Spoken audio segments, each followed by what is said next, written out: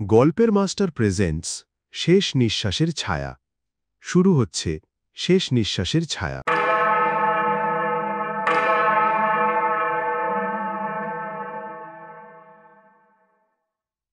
আমাদের দাদু হরিহর মুখোপাধ্যায় ছিলেন গ্রামের একেবারে প্রবীণ মানুষ। বয়স ৮০ পার করলেও লাঠি ঠকঠক করে হাঁটতেন। কণ্ঠস্বর গম্ভীর আর চোখে লালচে আগুনের মতো দৃষ্টি। গ্রামের সবাই দাদুকে মানত, আবার ভয়ও করত। কেউ কেউ বলতো, হরিহর দাদুর চোখে তাকালে মনে হয় ভেতরটা যেন কেঁপে ওঠে। দাদুর জীবনে অনেক রহস্য ছিল। জমিজমা নিয়ে ঝামেলা, দুই ছেলের মধ্যে অশান্তি আর একটা পুরনো কাঠের লাঠি, যেটা তিনি সব সময় ব্যবহার করতেন। লাঠিটার মাথায় অদ্ভুত নকশা খোদাই করা। কেউ জানত না সেটা কোথা থেকে এসেছে। সেই রাতটা ছিল ভীষণ অশুভ। মাঘ মাসের শেষ, ঠান্ডা হাওয়া, চারদিক নিস্তব্ধ। হঠাৎ দাদুর ঘর থেকে ভয়ার্থ চিৎকার ভেসে এল। আমরা দৌড়ে গিয়ে দেখি দাদু মেঝেতে পড়ে আছেন। চোখ উল্টে গেছে, ঠোঁট নীলচে।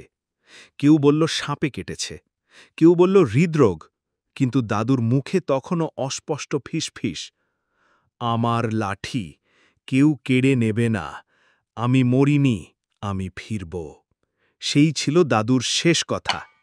দাদুকে শ্মশানে দাহ করার পর থেকেই অদ্ভুত সব ঘটনা ঘটতে শুরু করল।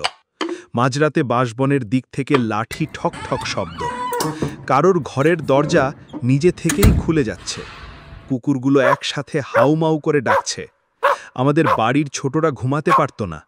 মা মাঝরাতে কেঁপে উঠে বলতো, জানলার বাইরে যেন সাদা কাপড়ে মোড়া কাউকে দাঁড়িয়ে থাকতে দেখেছে। সবচেয়ে ভয়ঙ্কর ঘটনা ঘটল দাদুর মৃত্যুর ঠিক ৭ দিন পর। আমি তখন খাটে শুয়ে, আধো ঘুমে। হঠাৎ অনুভব করলাম কেউ যেন মাথা পাশে দাঁড়িয়ে। চোখ মেলে দেখি দাদু। সাদা ধুতি পরে, চোখ লালচে, ঠোঁট ফাঁক হয়ে কাঁপছে। তিনি ফিসফিস করে বললেন, আমার মৃত্যু স্বাভাবিক হয়নি, খুঁজে বের করো, না হলে আমি শান্তি পাব না। আমি চিৎকার করে উঠতেই তিনি মিলিয়ে গেলেন।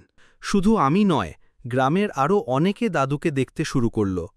কেউ বলল রাতে শ্মশানের কাছে যিনি দাঁড়িয়ে থাকেন, কেউ বলল পুকুরের ধারে বসে কাশি দেন, কেউ আবার শুনেছে দাদুর গম্ভীর গলা, আমার লাঠি ফেরত দাও।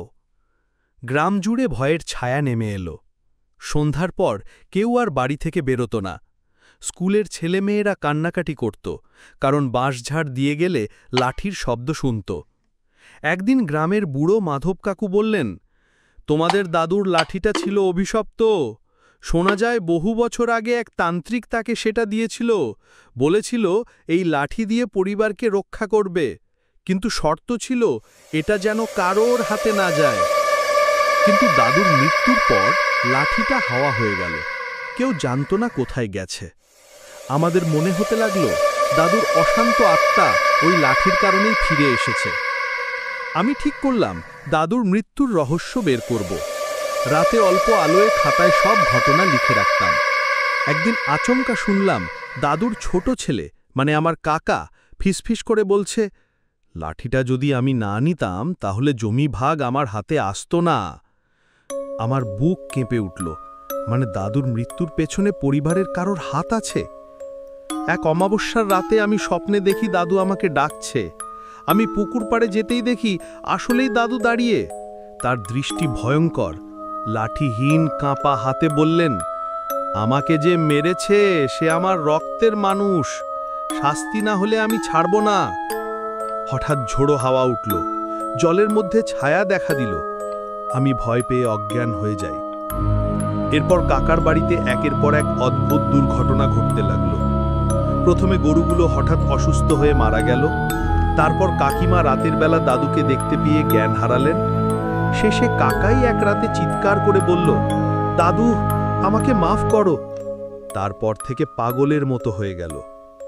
গ্রামের সবাই বুঝল দাদুর আত্মা প্রতিশোধ নিচ্ছে। গ্রামের পুরোহিত এসে বললেন, দাদুর লাঠিটা ফেরত দিতে হবে, তবেই আত্মা শান্তি পাবে। পাগল কাকার মুখ থেকে বেরোলো সত্যি। সেই লাঠিটা চুরি করে লুকিয়ে রেখেছিল। জমি দখলের লোভে দাদুর দুধে বিষ মিশিয়েছিল। লাঠিটা শ্মশানের পাশে ফিরিয়ে দেওয়া হলো। সেদিন রাতে শেষবারের মতো আমরা সবাই দেখলাম দাদু দাঁড়িয়ে আছেন, হাতে লাঠি। কিন্তু এবার তার মুখে ছিল শান্তির হাসি। তিনি ধীরে ধীরে কুয়াশার মধ্যে মিলিয়ে গেলেন।